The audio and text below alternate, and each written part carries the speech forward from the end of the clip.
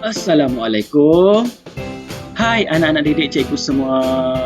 Hari ini kita akan sambung lagi pembelajaran kita pendidikan jasmani dan pendidikan kesihatan tahun 1. Baiklah, pendidikan jasmani pada hari ini kita akan belajar tajuk sokongan teguh. Apa yang perlu kita pelajari pada hari ini, kita akan mengenal pasti imbangan dengan 4, 3, 2 dan 1 tapak sokongan pada bahagian badan. Baiklah. Terlihat dalam buku teks muka surat 32 dan 33. Tajuknya sokongan teguh. Dalam gambar ini ada 4 bahagian imbangan. Imbangan yang pertama, imbangan dengan 1 tapak sokongan. Imbangan yang kedua, imbangan dengan 2 tapak sokongan. Imbangan yang ketiga, dengan imbangan 3 tapak sokongan. Imbangan yang keempat pula, imbangan dengan 4 tapak sokongan.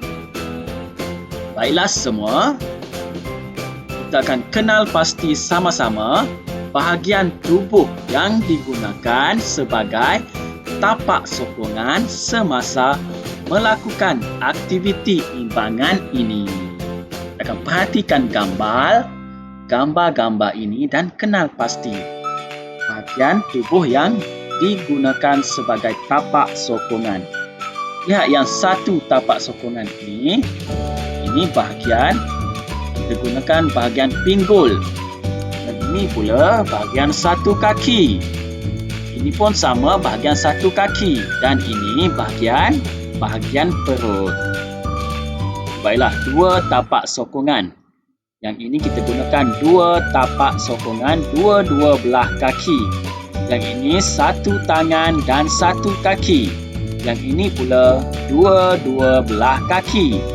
Yang ini dua-dua belah tangan. Yang ini pula 1 tangan dan 1 kaki. Kita lihat imbangan 3 tapak sokongan. Kita kenal pasti yang pertama, 1 kaki dan 2 tangan.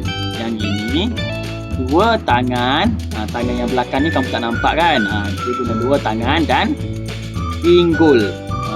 Okey, yang ini pula 1 lutut, 1 bahagian lutut dan 2 bahagian kaki. Baiklah, lihat 4 tapak sokongan.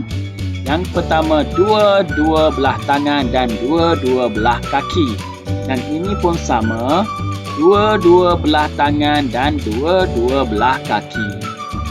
Yang ini pula menggunakan bahagian dua-dua belah siku dan dua-dua belah lutut. Cuba kamu perhatikan di sini. Yang ini pula 2 kaki dan 2 lutut. Yang ini pula dua-dua belah tangan dan dua-dua belah kaki. Okey, baiklah. Kita lihat di sini. Sesuatu objek menjadi lebih stabil jika mempunyai tapak yang luas dan pusat graviti yang rendah. Okey. Cuba kita perhatikan di sini. Antara empat imbangan ini, yang manakah imbangan yang paling stabil? Okey. Sudah tentulah imbangan dengan 4 tapak sokongan yang lebih stabil. Kenapa? Kerana tapak yang luas, tapak sokongan ni luas. Okey, kita menggunakan 4 tapak sokongan. Okey, baiklah. Ini sahaja aktiviti pembelajaran pendidikan jasmani kita pada hari ini.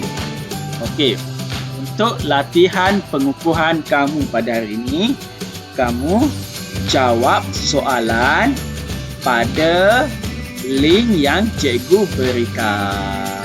Okey, itu saja tugasan pendidikan jasmani kamu pada hari ini. Okey, kita akan beralih pula kepada pembelajaran pendidikan kesihatan. Tajuk pendidikan kesihatan pada hari ini, awasi diri. Okey, apa yang perlu kita pelajari? Kita akan menilai situasi yang memerlukan kemahiran berkata tidak kepada sentuhan tidak selamat dan sentuhan tidak selesa. Okey, sebelum ini kita sudah pelajari apa itu sentuhan tidak selamat dan apa itu sentuhan tidak selesa. Hari ini kita akan menilai situasi untuk kita berkata tidak kepada kedua-dua sentuhan itu. Okey, baiklah. Kamu boleh buka buku teks muka surat 81. Tajuk awasi diri. Kamu berasa tidak selamat atau tidak selesa apabila disentuh oleh orang lain. Tindakan kamu ialah yang pertama, berkata, jangan sentuh saya. Dengan keras kita berkata, jangan sentuh saya. Yang kedua, berlari ke tempat yang selamat. Kita kena berlari ke tempat yang lebih selamat. Yang ketiga, menjerit dan minta pertolongan. Tolong! Macam itu. Okey, baiklah. Yang manakah situasi yang perlu kamu berkata tidak? Kenapa? Okey, cuba kita lihat satu persatu. Gambar A.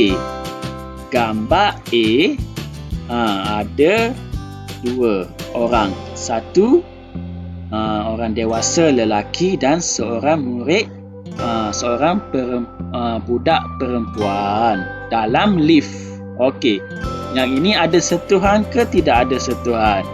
Tidak ada sentuhan. Jadi kita tidak perlu berkata tidak. Situasi ini situasi yang selamat. Okey, B pula.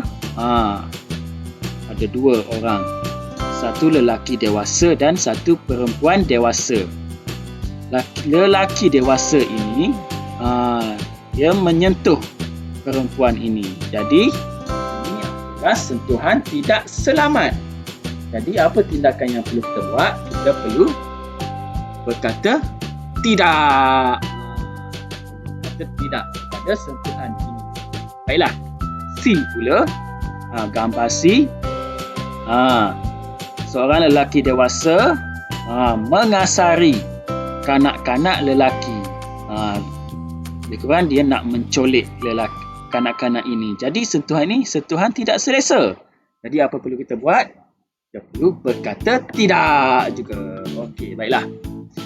Gambar D pula. Gambar D ini gambar jiran memberikan buah tangan. Okey, memberikan buah. Okey, jadi ini ada sentuhan ke tiada sentuhan? Tak ada pun sentuhan tidak selamat ke ataupun sentuhan tidak selesa. Jadi kita tidak perlu berkata tidak. Okey, ini kita dah menilai situasi A, B, C dan D. Okey, baiklah.